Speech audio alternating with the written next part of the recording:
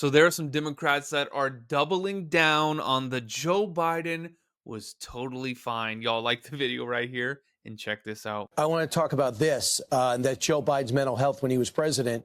Believe it or not, some on the left are digging in that he was fine. Watch. Oh, Would the God. Democratic Party have been stronger had President Biden dropped out of the race sooner or not run at all? Kristen, here's what we absolutely know about last year's election. It's over. And I'm going to spend all of my energy focused on the task in front of us. I had never seen him and walked away thinking he can't do this anymore. He was always on top of his brief. You never saw any cognitive No. decline. So I didn't know anything about any of this. Is he lying?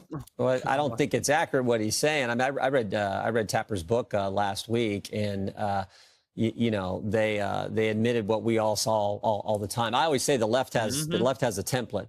The left will tell a lie. Joe Biden's just fine. The mainstream media will report the lie. Big tech will amplify the lie. And then when you tell the truth, they call you names. They call you or whatever else. Or they'll say, oh, you're attacking him because he had a stutter. What? No, there wasn't anything about that. We all saw that Joe Biden wasn't up to the job. Now the press is finally admitting it. I think that's the big takeaway for me is you guys knew all along.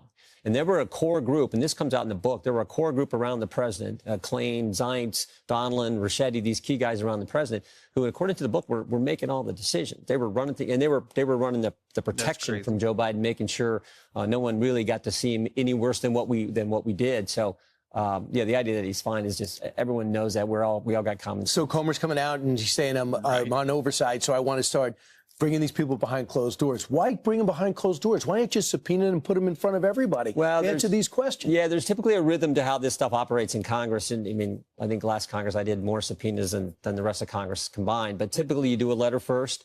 You ask them to come in for a transcribed interview, and then there'll be a follow-up letter, and then you can go with a subpoena. So I'm sure Chairman Comer is going to follow that same kind of sequence. So what's the goal, though? The goal is to expose, or is the goal to undo some of the things the auto pen signed? And how do you find out if Joe Biden actually knew about this? I think the goal is first to get all the facts, and that's how that's how we approach all these investigations. That's how we approach our oversight work, which is part of our constitutional duty as members of Congress. So I think the goal is to get the facts, and then we'll see where the facts lead us. But we do know that there seemed to me covering up for Joe Biden, and this, the Tapper book, I think, makes that clear.